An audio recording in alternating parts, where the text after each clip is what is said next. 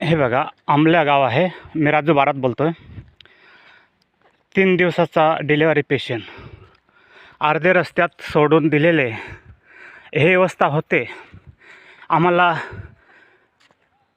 पेशंटला चालवत नाही, ते बाळाला घेऊन कसं चालणार, ही अवस्था आमच्या आंबले गावची होते.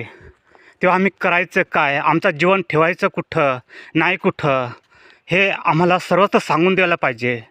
हे का म्हणून असे आपल्या सरकारी नियमाप्रमाणे सरकारी लोक किंवा शासनाचे लोक किंवा खोडाळा विभागामधून ॲम्ब्युलन्सची पेशंटची सोय होत नाही. हे कसं तरी डिलेवरी पेशंटची वरून कसं तरी सुटका करून घ्यावी. मोकळं होतो माणूस कसं तरी हॉस्पिटलला जाऊन, आणि तिकून फिरताना हे अशी तगरत आम्हाला होते.